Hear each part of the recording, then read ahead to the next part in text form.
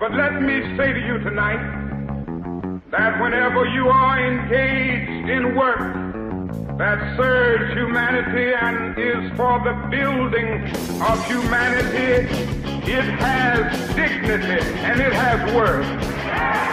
You are listening to a Rankandfile.ca podcast. Rankandfile.ca is a website dedicated to providing labor news and analysis for rebuilding trade unions and the workers' movement from below. We continue our Unifor interview series with Lindsay Hinshelwood. Lindsay challenged Jerry Diaz for the Unifor presidency from the convention floor and won 17.5% of the vote. She is a rank-and-file assembly line worker at Ford Oakville and a member of Unifor Local 707.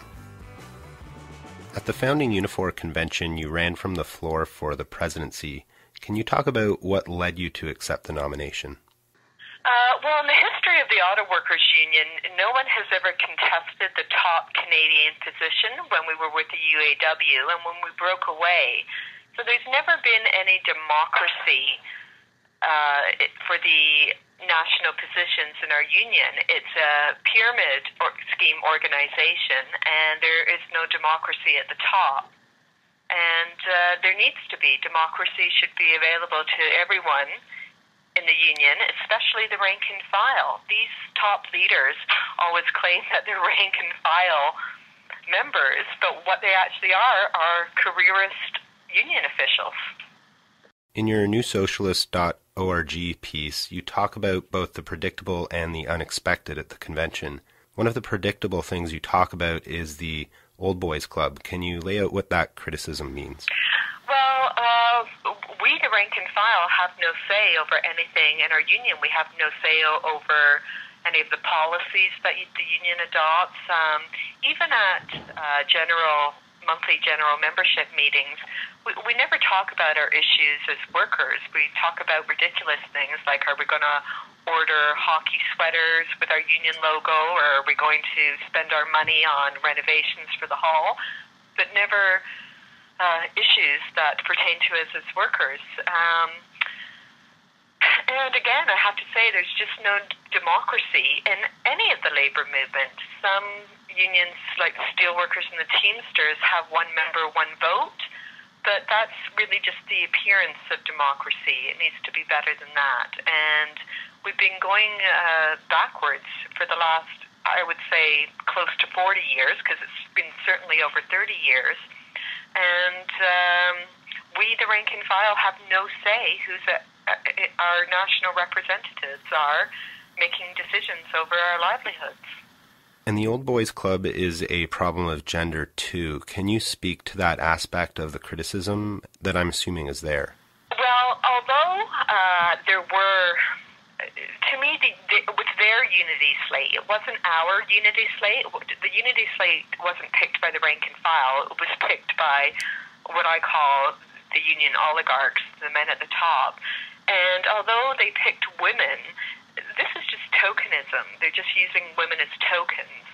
And everybody was encouraged to acclaim these reps. No one was encouraged to contest any of these positions.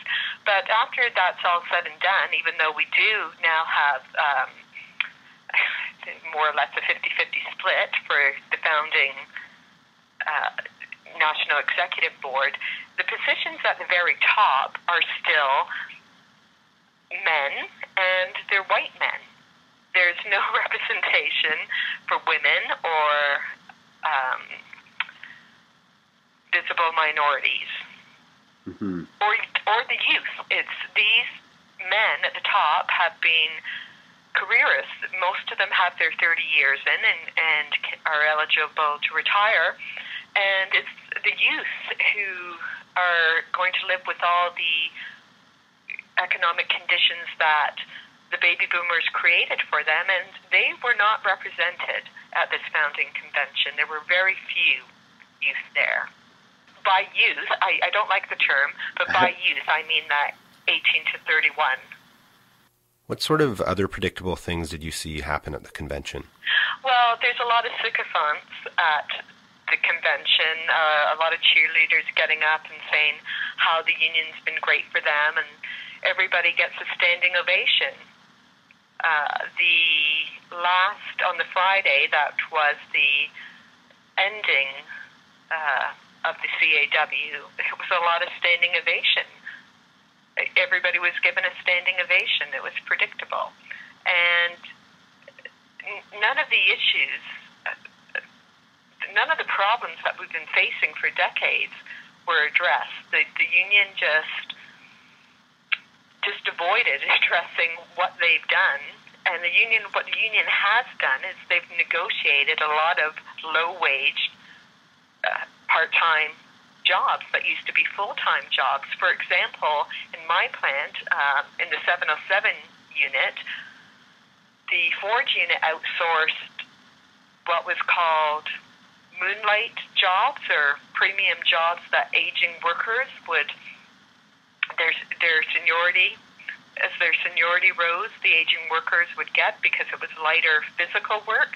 We outsourced that, and we created a work unit which is now Voice, and Voice is now low-waged workers that were full-time jobs when we originally outsourced these.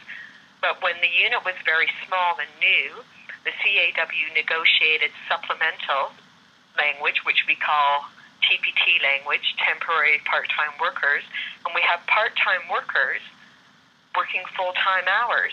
So what the union itself has done is it's taken away the full-time job.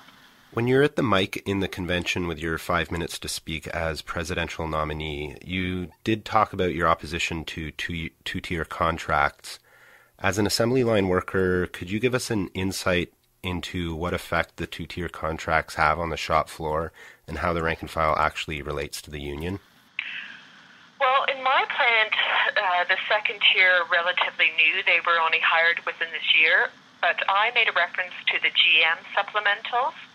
Now, this two-tier was brought in because the union allowed the dangling of personal greed at contract time. It offered the high seniority workers who were eligible to retire lucrative buyout packages in exchange for concessions for the active workers that they left behind, and also for completely selling out the next generation of workers.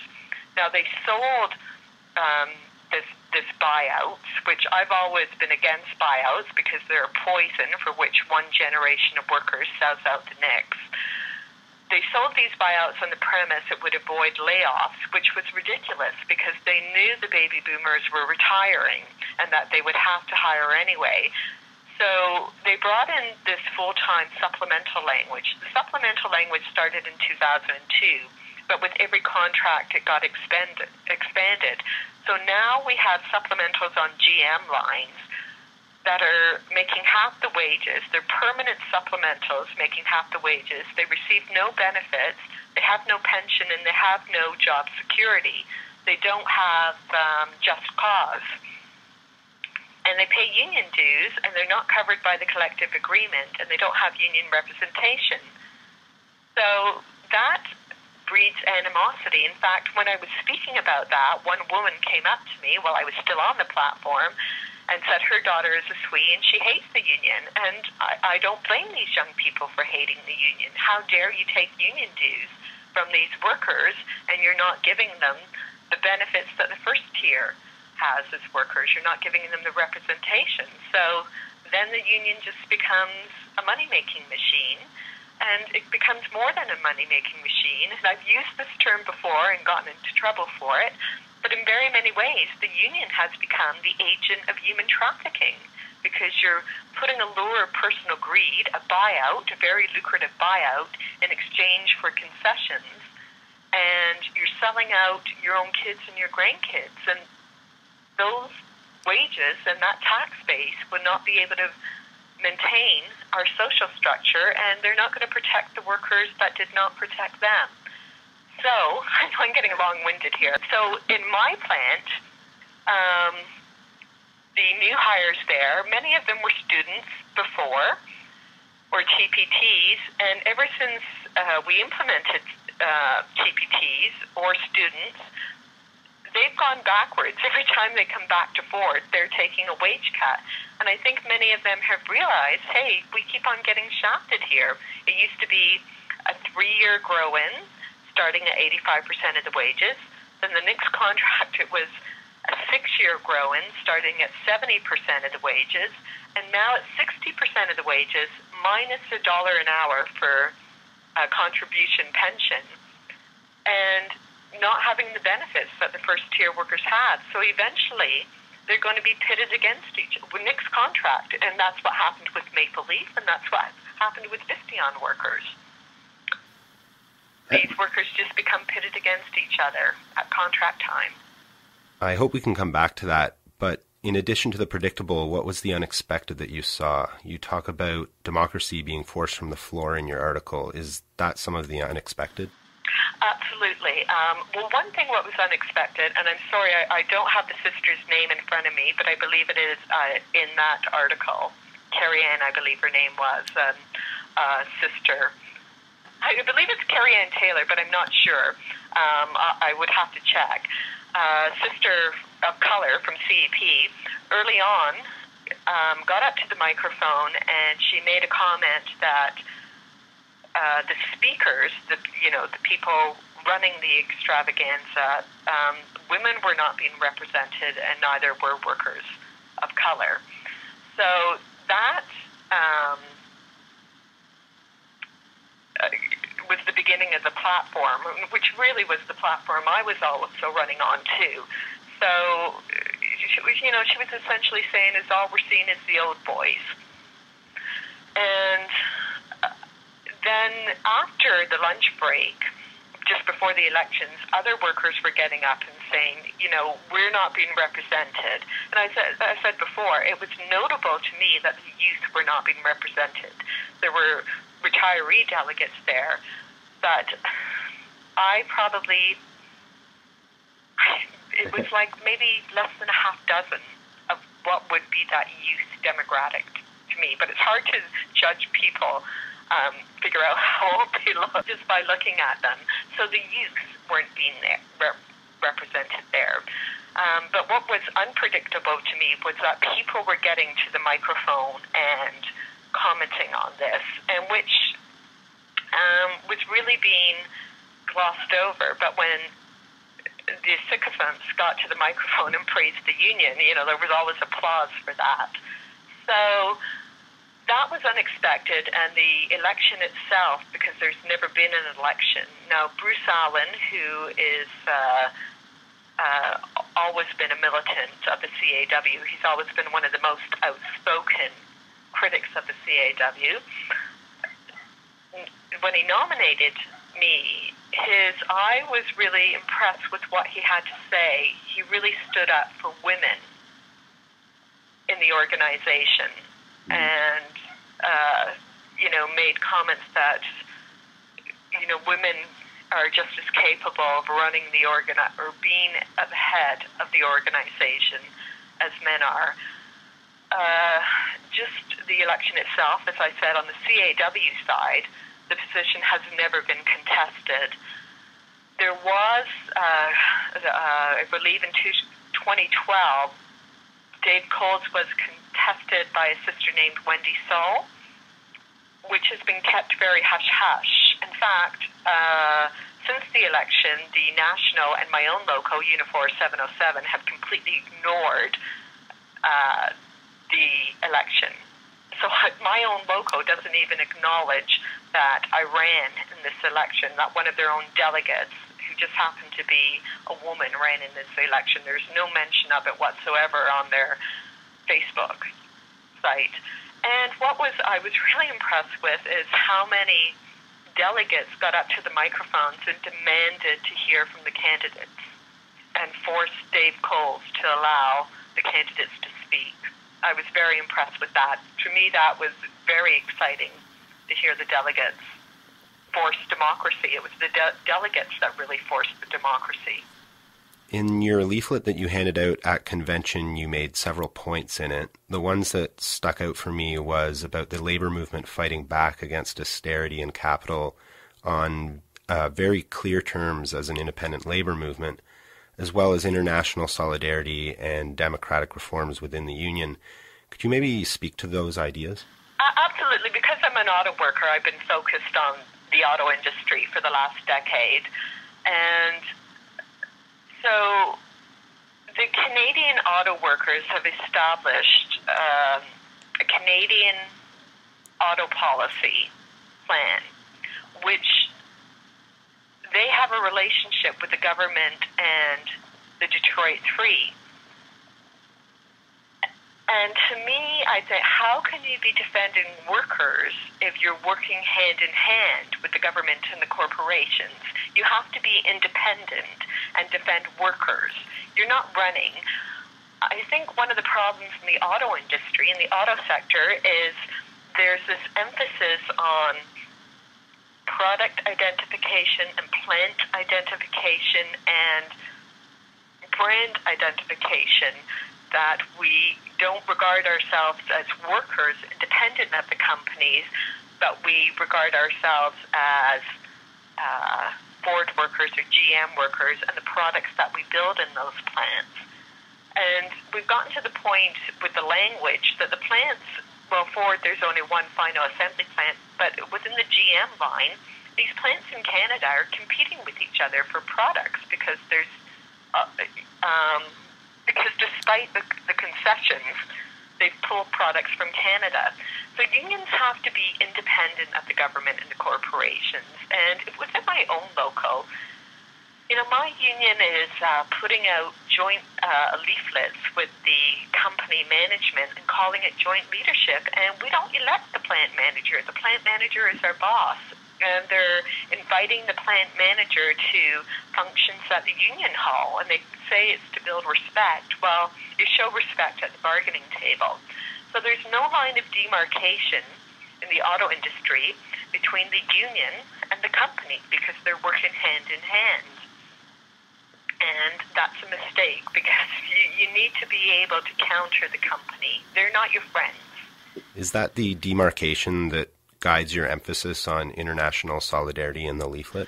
Well, because we are transnational corporations, when the CAW broke away from the UAW, they never spoke to each other again. And the UAW actually has a large dissident movement, and it's 30 years old. And that's where I learned a lot about the industry, is when I started speaking out, and I've been speaking out for a decade now, probably more. When I started speaking out, I'd always get stoned to death at the microphones. But I started hooking up with these dissidents in the UAW, and I learned a tremendous amount from them, and their dissident movement is very large. In 2008, my local 707 rejected the contract. We made history when we rejected the CAW's recommendation, and we rejected that contract by 60%. The following year, when we were all opening up our contracts again on both sides of the borders, the Ford unit in the UAW made history and rejected the contract by 80%. And that was the week before the Ford unit in Canada ratified again. And our leadership didn't even acknowledge these rejection votes. And I thought, there's your opportunity to build solidarity. We both rejected the contract. And there's too many old guards, old school retirees who blame the UAW for all the concessions. But you can't blame the UAW because the CAW negotiated concessions and voted in favor of them. So you can't blame the UAW. And we have to build international solidarity because all we're doing is when we're told that we're competing with third world countries, all we're doing is undercutting each other, so we all become third world countries. And I'm not sure if you're aware, in the auto industry, the GM workers in Bogota, Colombia, went on a hunger strike last year because the GM, alleging that GM in Bogota, Colombia, pays off lawyers and doctors and government officials to change the documentation of ill and injured workers. They end up firing these workers, and these workers went on a hunger strike, and they sewed up their mouths, and they went on a hunger strike just to get GM back to the bargaining table to help them out. And the UAW dissident movement has been very helpful in helping these workers, but here in Canada, we're just ignoring that. So if you're saying we're competing with all these countries and third world countries, then why are you not building a solidarity with these UAW workers and these workers in GM workers in Bogota, Colombia? You know, we're all sinking in this ship together. You also talk about one member, one vote as a democratic reform within the union. Can you just lay that one out? Well, every rank and file member should have the right to vote who's at their national level representing them. And I disagree that if you come from a certain sector, you can only vote on that sector, because we're all workers by the end of the day. It doesn't matter what sector we come from. I find it incredible that CAW did not even last 30 years. It's just shy of its 30-year anniversary, and it never, ever implemented one member, one vote. When the CAW broke away from the UAW, it didn't become a more democratic union.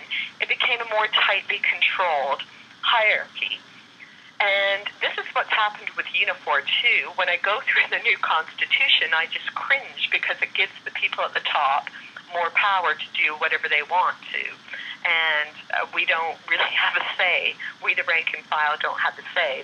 So I felt those 25 positions for the National Executive Board, they should have all been contested, and every single member in the CAW and CEP should have had a right to vote. We have the technology to do it, and we all should have had a right to vote at who's in charge of our livelihoods.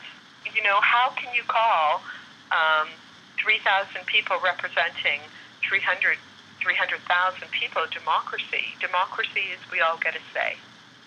When you're talking about the rank and file membership not having a say and talking about issues of democracy, when it comes to rank and file members, what can they actually do, and where should they focus their energies to achieve these sort of changes? I think the rank, well, I don't know what it's like in other locals, but I think in the Ottawa, in many locals, especially because where I work, my plants, everybody commutes. My plant's in Oakville. Many people, the workers cannot afford to work in Oakville, so everybody's got a lengthy commute. So the rank and file don't show up at meetings, and they're not encouraged to show up at meetings. I remember back in the 80s when I started in the workforce, it was a unionized environment. The union reps would walk around and say, "See you at the meeting on Sunday." I've never, in my 15 years that I've been with that local, I've never been encouraged to go to a meeting. I started going to the meetings because, you know, I saw things changing in 2002, and I wasn't welcome, so that kind of pissed me off. I thought, oh, they don't want me here, so I'm going to make sure I come all the time.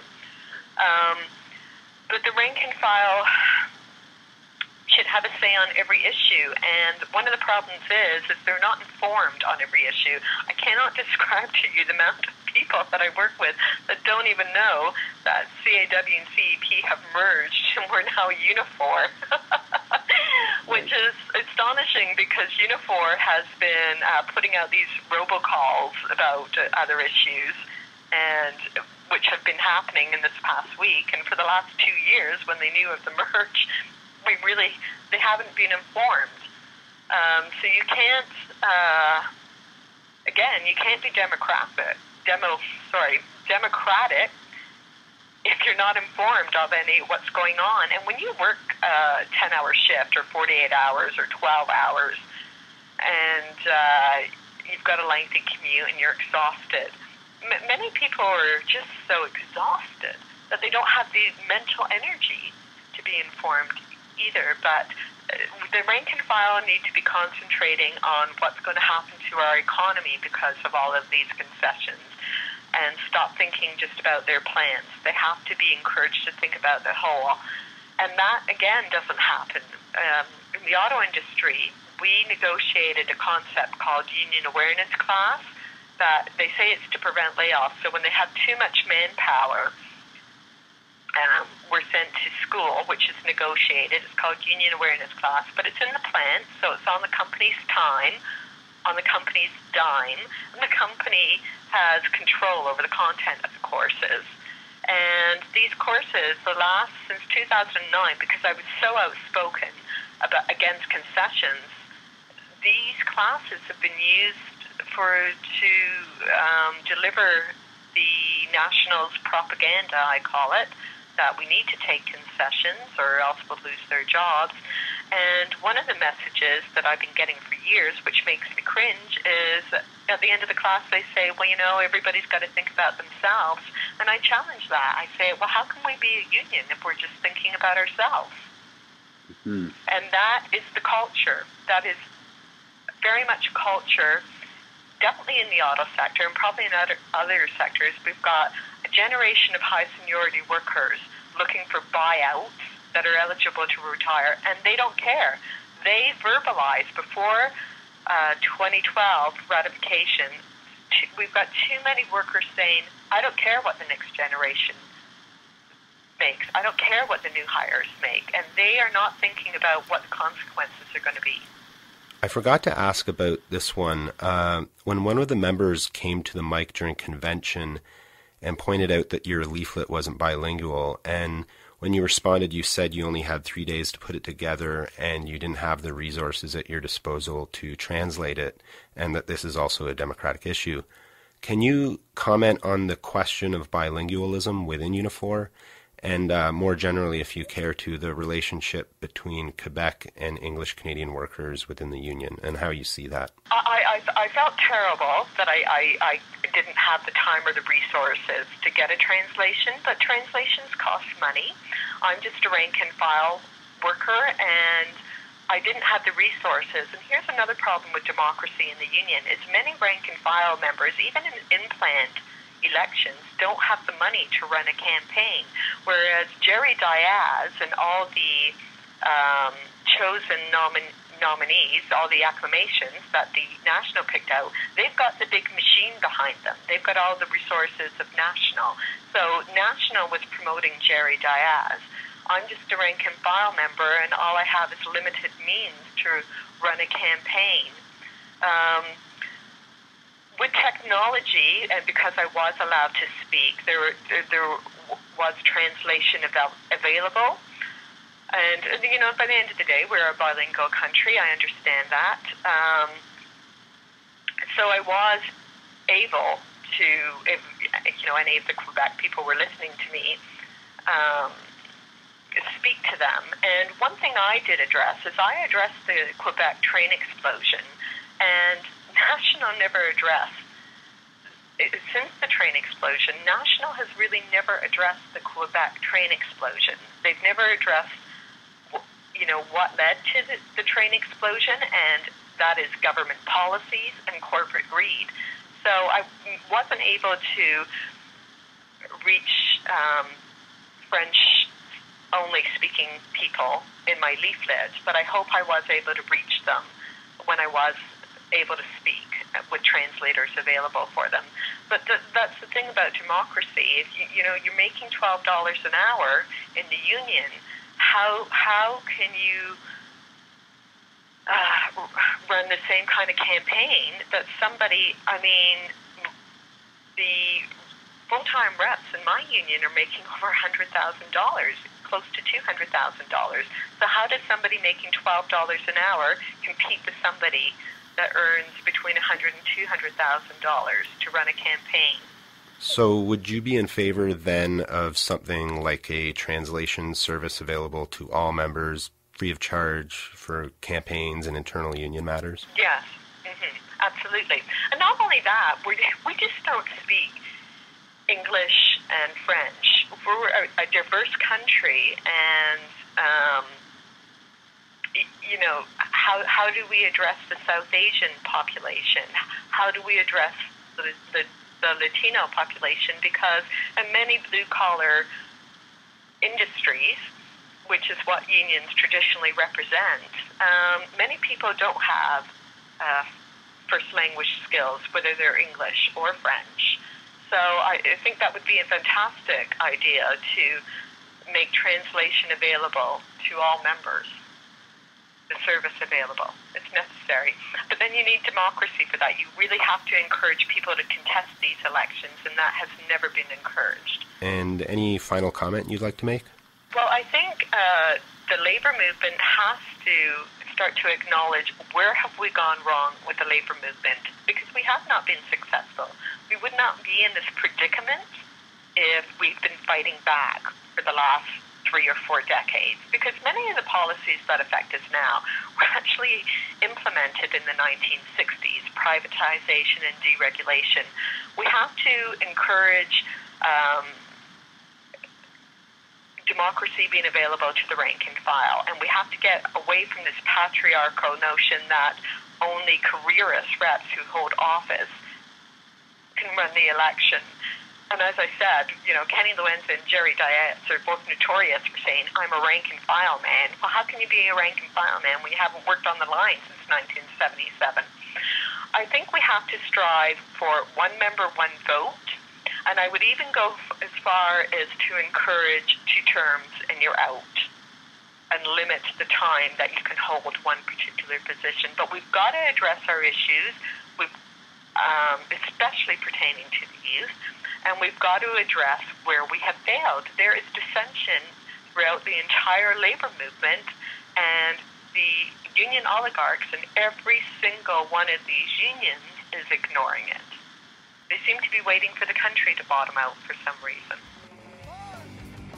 You've been listening to a Rankandfile.ca podcast. Check us out on Twitter, Facebook, and YouTube.